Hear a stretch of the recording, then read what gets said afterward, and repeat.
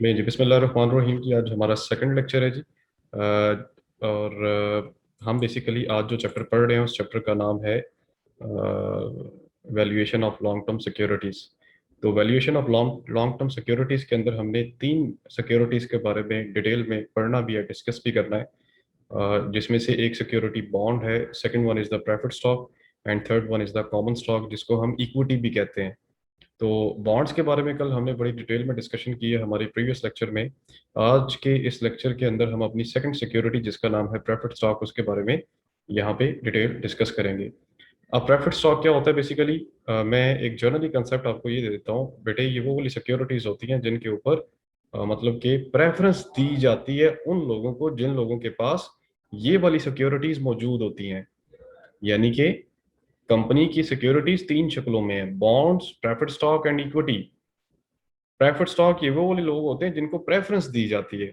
अब इसके अंदर आपने क्यूमुलेटिव एंड नॉन क्यूमुलेटिव का भी पढ़ा होगा कि क्यूमुलेटिव वो वाले लोग होते हैं जिनको पिछले सालों का भी इंटरेस्ट मिलता है अगर वो अगर कंपनी ने उनको नहीं पे किया होता। फॉर एग्जांपल 2010 में कंपनी ने डिविडेंड अनाउंस किया लेकिन पे नहीं किया, 2012 में जब वो करेगी तो वो 2010 का भी देगी, 11 का भी देगी, 12 का भी देगी। इसी तरह नॉन क्यूमुलेटिव प्रेफर्ड स्टॉक भी होते हैं कुछ के जिसमें प्रीवियस ईयर के इंटरेस्ट वगैरह नहीं दिए जाते। अलबत्ता ये वाली सिक्योरिटीज जिनके पास होती हैं उनको क्या की जाती है जी, प्रेफरेंस सबसे पहले दी जाती है। अब कहते हैं a type of stock that promise a usually fixed dividend but the discretion of the board of the director. It has preference over the common stock in the payment of the dividend and claim on assets. कहता है कि ये common stock से पहले इन लोगों को क्या दी जाती है जी, प्रेफरेंस दी जाती है। अब डिविडेंड इसके अंदर जो है वो आप कैसे पे करते हैं? डिविडेंड यहाँ पे एनुअल बेसिस पे भी होता है, मतलब कि इंटरम बेसिस पे भी होता है। तो वो डिसाइड किया जाता है बोर्ड ऑफ डायरेक्टर्स की तरफ से कि वो उसकी पॉलिसी जो है वो क्या रखते हैं और कैसे रखते हैं, एक चीज़। अब दूसरी चीज़ इसमें आ रही है जी नेक्स्ट हमारी। मैं इसका इसका जो बेटे फॉर्मूला है जिसके थ्रू अपने न्यूमेरिकल्स अपने कैलकुलेट करने हैं वो आपके सामने। V is equal to D P. D P stand for dividend on preferred stock, ठीक है। And K stand for required rate of return. कल जो हमने लेक्चर लिया था या प्रीवियस जो हमारा लेक्चर था उसके अंदर KD था। अगर आप देखें, अगर आपने फॉर्मूला लिखा हुआ अपने नोटबुक के अंदर, तो उसके अंदर जो रेट ऑफ रिटर्न था उसका साइन था KD, और जो कूपन था उसको स्मॉलर आई के साथ उसने डिनोट किया हुआ था। ऐसे ही था स्टूडेंट्स? यस सर जी जी। सर जी। आज जो यस हमारा सर रेट जी। आज जो हमारा रेट ऑफ रिटर्न है उसको उसने KP से शो किया हुआ है। तो प्रेफर्ड स्टॉक के ऊपर जो रेट ऑफ रिटर्न होता है उसको KP से शो किया जाता है। जो बॉन्ड्स के ऊपर रेट ऑफ रिटर्न होता है उसको KD से शो किया जाता है। और जो कॉमन स्टॉक के ऊपर रेट ऑफ रिटर्न होता है उसको KE से शो किया जाता है। खैर अभी हम प्रेफर्ड स्टॉक की बात कर रहे हैं, तो प्रेफर्ड स्टॉक के ऊपर जो रेट ऑफ रिटर्न है उसको हम KP से शो करेंगे। एक चीज़ ये याद रखना है, ये फॉर्मूला बेसिकली आप अगर नोट करना चाहें तो नोट कर लें इसको। थोड़ा सा हम आगे चलते हैं। नेक्स्ट जो हमारे पास सिक्योरिटी आ रही है उस सिक्योरिटी का नाम है जी common stock. Common stock valuation, it's our third security, जिसके अंदर बेसिकली क्या होता है कि लोग इसको खरीदते हैं, जिसके अंदर रिस्क की पोजीशन जो है वो डिफरेंट होती है। मैं इसको डेफिनेशन के पॉइंट ऑफ व्यू से पढ़ देता हूँ। वो ये कहता है securities that represent the ultimate ownership and risk, ultimate ownership and risk position in a corporation.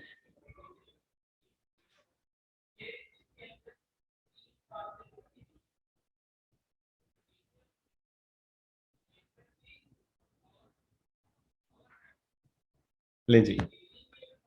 अच्छा, नहीं जी, यहाँ पे हम बात कर रहे थे वन सेकेंड कॉमन स्टॉक की, जिसके अंदर क्या किया जाता है कि जो रिस्क की पोजीशन होती है उसको उसके बारे में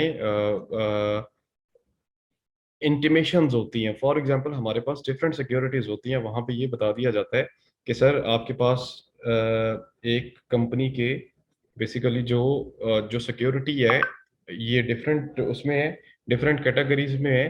तो कंपनी के डिफरेंट यूनिट्स हैं। जैसे मैं कहता हूँ कि एक P&G एक कंपनी है। P&G का स्टूडेंट्स आपने नाम सुना होगा?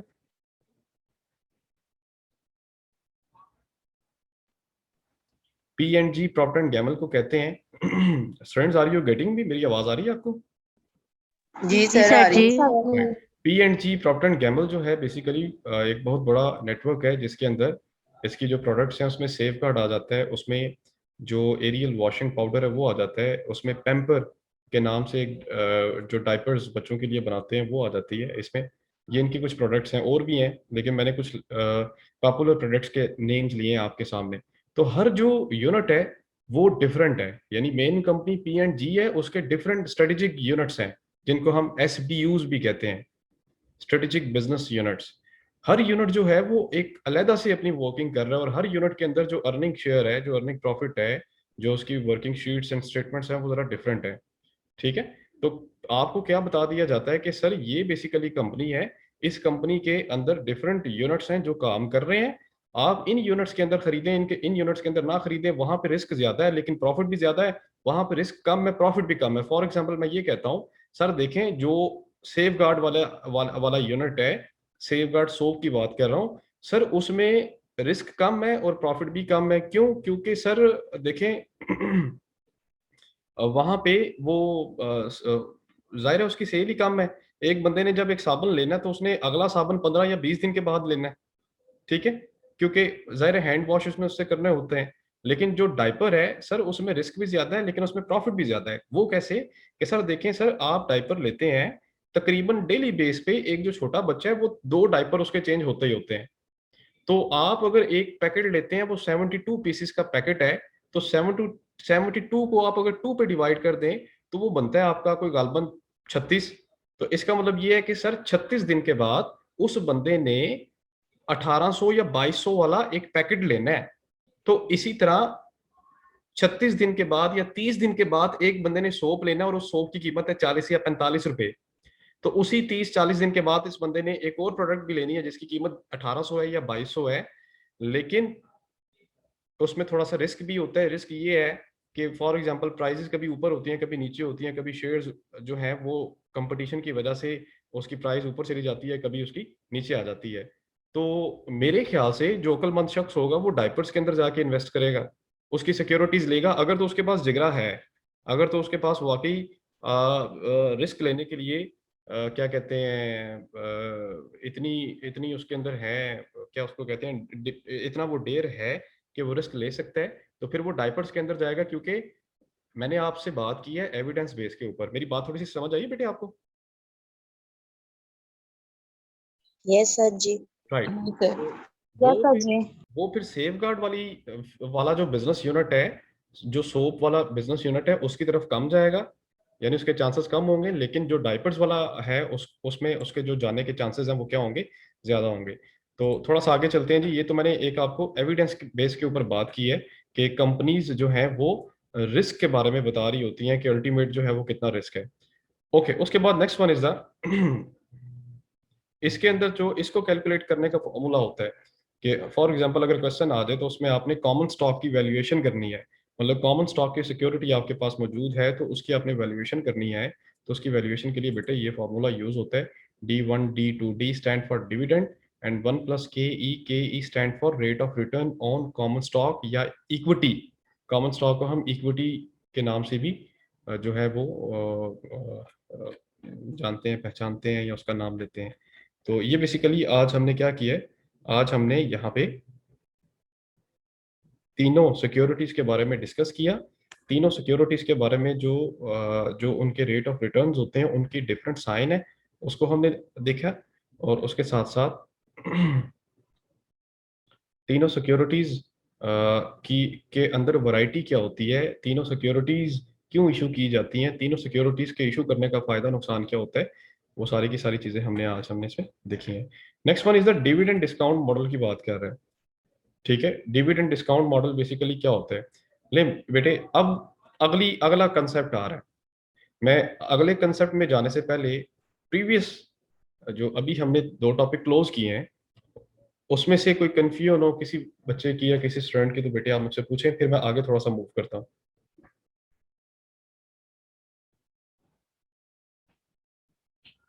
जी, ऑल क्लियर? जी सर जी। यस सर जी। Right. So now we will move toward dividend discount model. Okay, लें जी, अब अगली बात सुनते हैं जी। यहाँ पे मुझे आज से ना 2 साल पहले मेरे एक स्टूडेंट था, वसीम हैदर उनका नाम है।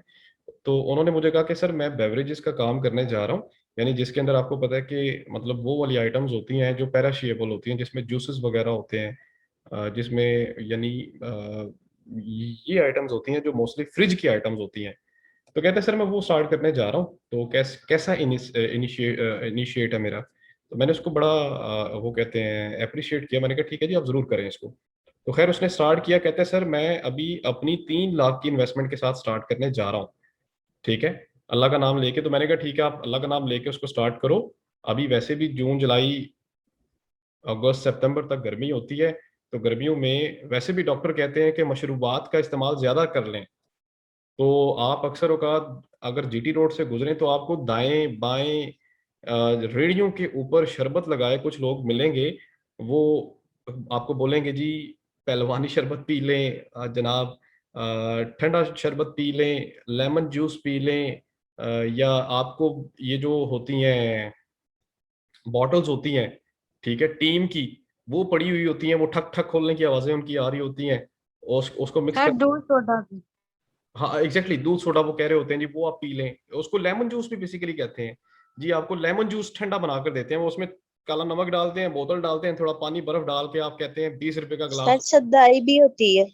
एग्जैक्टली बेटे, स्प्राइट की जो कॉस्ट है वो 25 रुपए की है। लेकिन वो जो होती है ना, एक और बॉटल भी मिलती है, पानी उसका स्प्राइट की तरह होता है, लेकिन वो 5 रुपए की मिलती है। एग्जैक्टली मुझे उसका वर्ड माइंड में नहीं आ रहा। बचपन में बड़ी वो चला करती थी, हम दोस्त चला। 11 की। कौन सी बोतल? सर 11 की। 11 की। हाँ गालबन 11 की कुछ बोतल होती है। तो वो 11 की बोतल खोलते हैं, उसमें बर्फ डालता है, काला नमक डालता है, और वो डालकर आपको थोड़ा पानी डालकर देता है। आप कहते हैं जी लें जी 20 रुपए का मैंने बड़ा गिलास पी लिया जी। तो अगर आप बेटे यही किसी रेस्टोरेंट में जाते हैं तो रेस्टोरेंट वाला आपको कहता है कि sir what would you like to take. तो आप कहते हैं यार गर्मी बड़ी है तो ठंडे में क्या है। तो कहते हैं सर ठंडे में हमारे पास डिफरेंट जूसेस हैं। हमारे पास अलबत्ता जो चल रहा है बड़ा फेमस जूस वो है मैंग्रेटा, पता नहीं क्या एक एक जूस नाम है जी। मैंने फजल सेंटर फूड हॉल में जाके देखा, तो वो मैं ले आता हूँ। तो वो जनाब उसने लाया। तो उसकी जो प्राइस थी वो 250 से 350 के दरमियान थी। तो मैंने जब वो जूस पिया तो मुझे रियलाइज ये हुआ कि ये मंगरेटा तो 2-3 साल पहले हमारे जीटी रोड के ऊपर भी चल रहा होता था, जिसकी कीमत 20 से 30 रुपए हुआ करती थी। लेकिन देखें उसने एक एनवायरनमेंट दे दिया, और उसी जूस को एक नया नाम दे के उसकी प्राइस उसने बढ़ा दी, और आपसे उसने पैसे निकलवा लिए। लेकिन वही जूस जो था वो आज से कुछ अर्सा पहले या स्टिल अभी भी रोड्स के ऊपर भी चल रहा है, लेकिन डिफरेंट नाइम्स के साथ चल रहा है। तो अब बात यहाँ पे ये हो रही थी कि सर मैंने बेवरेजेस का काम शुरू किया है। तो गर्मियों में आपको पता है कि डिमांड होती है, तो लोग जूस वगैरह पीते हैं, शरबत पीते हैं, जाम शीरी बनाते हैं, संदल का शरबत बनाते हैं, और डिफरेंट मशरूबात बनाते हैं जिससे गर्मी दूर हो। तो 2 साल के बाद वो मुझे दोबारा मिला, कहते हैं सर मेरा जो स्टॉक था वो 3 लाख की उसकी मालियत थी। अब 2 साल के बाद मेरे गोडाउन के अंदर मेरे स्टॉक की जो वैल्यू है वो सर 5.5 लाख हो गई है। यानी कि पहले मैंने जब स्टॉक रखा था वो 3 लाख का लाकर रखा था, अब मेरे पास जो स्टॉक है वो 5.5 लाख का है। तो इसका मतलब ये है कि 2 साल के बाद उसके बिजनेस के अंदर प्रमोशन हुई है, डिमोशन नहीं हुई। उसने अपने आप को प्रमोट किया एक्सपेंसेस निकाल के। फिर भी देखें, जाहिर है उसने पुराना माल सेल किया तो नया माल आया ना। पुराने माल को सेल करने के बाद उसको प्रॉफिट हुआ, तो प्रॉफिट में से उसने कुछ पैसे बचाए, जिसमें से उसने अखराजात भी किए, सर्विस भी दी, अपनी अपनी सेविंग्स भी की, और उसी में से उसने फिर क्या किया कि नया स्टॉक, मजीद स्टॉक लाकर खरीद के रखता गया। तो व्हाट डज इट मीन कि वक्त के गुजरने के साथ साथ कारोबार के अंदर जो है, अगर जिद्दत आ जाए, तरक्की आ जाए, स्टॉक बढ़ना शुरू हो जाए, तो उसका मतलब ये है कि आप जो है प्रमोट कर रहे हैं। तो मैंने उसे ये कहा कि भाई अब आपका बिजनेस ग्रो कर रहा है, अब आपका बिजनेस क्या कर रहा है, ग्रो कर रहा है। तो हमारा डिविडेंड डिस्काउंट मॉडल भी हमें यही बात बताता है कि हमारी सिक्योरिटीज के ऊपर जो हमें डिविडेंड मिल रहा होता है उसकी ग्रोथ रेट कितनी है। क्या ग्रोथ रेट कांस्टेंट है, ग्रोथ रेट डिफरेंट है, या ग्रोथ रेट जो है वो है ही कोई नहीं। तीन चीजें होती हैं सर, या तो ग्रोथ रेट जीरो है, या तो ग्रोथ रेट कांस्टेंट है बिल्कुल एक जैसी है, या ग्रोथ रेट आपकी इंक्रीज हो रही है। एक चौथा केस भी होता है, वो नेगेटिव ग्रोथ रेट होती है, जिसमें आपकी ग्रोथ हो ही नहीं रही। यानी इस साल माल रखा 3 लाख का, अगले साल जी माल की वैल्यू कितनी जी 2 लाख का पड़ा हुआ है। तो 1 लाख का माल कहाँ गया जी, पता ही नहीं चला। पता चला जी बेटा जो है याशियां करता था, गोडाउन में बिठा के ताश वगैरह खेला करता था, दोस्तों को खिलाता पिलाता, तो पैसे वहां पे लग गए सारे, तो वो माइनस ग्रोथ में चला जाता है। तो हम जो कंपनीज अपनी सिक्योरिटीज के ऊपर डिविडेंड अदा करती हैं या डिविडेंड पे करती हैं अपने शेयर होल्डर्स को या अपने सिक्योरिटी स्टेक होल्डर्स को, तो 1 साल के बाद ये चेक किया जाता है कि सर जी पिछले साल कंपनी ने हमारी सिक्योरिटीज के ऊपर 7% डिविडेंड पे किया था 2010 में, तो सर 2011 में कितने परसेंट वो पे कर रहे हैं? तो सर 2011 में वो डिविडेंड जो पे कर रहे हैं वो 9% पे कर रहे हैं। तो इसका मतलब ये है कि डिविडेंड के अंदर ग्रोथ कितनी आई है, 2% आई है, तो इट्स अ पॉजिटिव साइन। तो सर 2013 में अब डिविडेंड कितने परसेंट पे कर रहे हैं जी? अब डिविडेंड पे कर रहे हैं जी 11% पे कर रहे हैं। So what does it mean कि डिविडेंड जो डिविडेंड की जो ग्रोथ है वो बढ़ती जा रही है। तो जैसे जैसे डिविडेंड की ग्रोथ बढ़ती जाएगी या इंक्रीज होती जाएगी, वैसे वैसे मार्केट के अंदर हमारी सिक्योरिटी की प्राइस भी बढ़ती जाएगी। बात मेरी थोड़ी सी फॉलो कर रहे हैं बेटे? जी सर जी। राइट। यस सर जी। डिविडेंड की ग्रोथ अगर पॉजिटिवली इंक्रीज हो रही है, मार्केट में हमारा जो शेयर है उसकी वैल्यू में भी इजाफा हो रहा है। मैंने अगर आपको याद हो तो पीटीसीएल के शेयर की एग्जांपल आपको दी थी कि जब स्टार्ट हुआ था तो 100 रुपए का था, तो कोई भी बंदा खरीदने को तैयार नहीं था। लेकिन जब उसने मार्केट में अपने पंजे धाड़ लिए, लोगों को समझ आ गई कि यार पीटीसीएल जो है जैसा भी है उससे बेटर और सूटेबल नेटवर्क कहीं पर भी नहीं है, तो वही शेयर फिर मार्केट के अंदर 12, 13, 1400, 1500 का सेल हो रहा है। क्यों? क्योंकि day by period by period वो अपनी ग्रोथ के अंदर क्या कर रहे हैं, पॉजिटिवली इंक्रीज लेकर आ रहे हैं। तो ये बेसिकली डिविडेंड डिस्काउंट मॉडल हमें ये बता रहा होता है कि डिविडेंड की मदद से हम अपनी सिक्योरिटी की वैल्यू भी निकालते हैं, उसकी प्राइस भी निकालते हैं। तो कुछ थोड़े से फॉर्मूलाज हैं जी यहाँ पे ये आप नोट कर लीजिएगा अपने रजिस्टर के अंदर, इनकी अदला बदली करके। फॉर एग्जांपल अगर वी कैलकुलेट करना है तो हम ये फॉर्मूला लगाएंगे इक्विटी वाले डाटा के अंदर। अगर इसमें से कुछ भी मिसिंग है, फॉर एग्जांपल अगर के ई मिसिंग है, बाकी डाटा दिया हुआ है, तो हम जरा क्रॉस मल्टीप्लिकेशन करके फार्मूला को कन्वर्ट करके कुछ इस तरीके से के ई भी कैलकुलेट कर सकते हैं। ये जब मैं आपको नेक्स्ट प्रैक्टिकल क्वेश्चंस करवाऊंगा तो वहाँ पे ये चीज़ें आपकी मजीद क्लियर हो जाएंगी। बेटे यहाँ तक जो है कोई बात पूछने वाली हो जो मैंने आपको भी चीज़ें बताई हैं?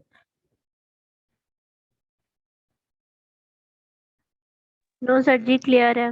राइट। नो सर जी, समझ आ गया। राइट, लास्ट हमारा टॉपिक बस खत्म होने वाला है, रेट ऑफ रिटर्न। लेकिन जी रेट ऑफ रिटर्न मैंने आपको पहले ही बता दिया था, जो बॉन्ड्स के ऊपर रेट ऑफ रिटर्न होता है उसको यील्ड टू मैच्योरिटी भी कहते हैं, उसको केडी से भी शो करते हैं, उसका जो साइन होता है। जैसे अब ये देख सकते हैं, ये केडी लिखा हुआ है। इसी तरह अगर मैं क्विकली थोड़ा सा आगे आता हूँ, ठीक है, यहाँ पे उसने अब ये बताया हुआ है कि बॉन्ड के ऊपर bond discount and bond premium. For example bond जो है अक्सर औकात डिस्काउंट पर भी सेल होते हैं। अगर फेस वैल्यू उनकी 100 या 1000 है, तो कंपनी की रिप्यूट अगर अच्छी नहीं है तो वो 900 का भी सेल करते हैं। लेकिन अगर कंपनी की रिप्यूट अच्छी है तो वही बॉन्ड फिर वो 1010 का या 1100 का भी सेल करते हैं। ठीक है जी। तो ये फिर एक नॉर्मल सी चीज़ें जो हमने प्रीवियस अपने उसमें पढ़ी हुई हैं स्टेजेस के अंदर। इसी तरह yield on preferred stock, preferred stock के ऊपर जो रेट ऑफ रिटर्न होता है उसको हम केपी से शो करते हैं, उसको यील्ड ऑन प्रेफर्ड स्टॉक भी कहते हैं। यील्ड का मतलब होता है स्टूडेंट्स इनकम, ठीक है, या अर्निंग। इसी तरह यील्ड ऑन कॉमन स्टॉक है जी, इस जो कॉमन स्टॉक के ऊपर रेट ऑफ रिटर्न होता है उसको के ई से शो किया जाता है।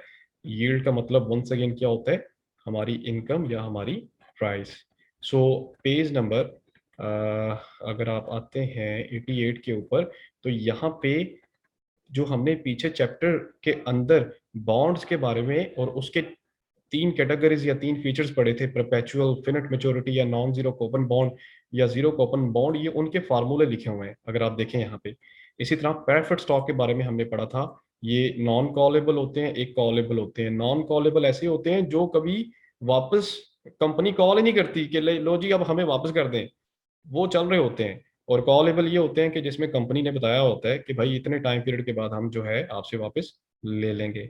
इसी तरह कॉमन स्टॉक है जी, इसमें कांस्टेंट ग्रोथ के लिए ये वाला फॉर्मूला है। बाकी जो नेगेटिव ग्रोथ या जीरो ग्रोथ वाला अगर क्वेश्चन आ जाएगा तो जब हम क्वेश्चन स्टार्ट करेंगे तो उसके अंदर हमें चीज़ें मजीद क्लियर हो जाएंगी। नहीं स्टूडेंट, यहाँ पे चीज़ें ये क्लियर है? यस यस सर सर जी। जी। राइट। सो जी सर जी। यहाँ पे आके हमारा जो है chapter theoretical point of view से कंप्लीट हो रहा है। और चैप्टर के लास्ट में उसने ये बता दिया है the US government treasury bonds free यानी उसने बता दिया है कि यूएस के अंदर जो गवर्नमेंट है उसने ट्रेजरी बॉन्ड की कीमत 1000 रखी हुई है नॉर्मली। ठीक है, तो हम इंशाल्लाह कल अपनी जो है प्रॉब्लम स्टार्ट करते हैं और न्यूमेरिकली तौर पे इसको कंप्लीट करते हैं। नहीं जी, thank you so much for watching जी। अगर कोई क्वेश्चन हो तो आप ज़रूर पूछें मुझसे और इसको एक दफ़ा स्टडी कर लें। नहीं जी, thank you so much ji.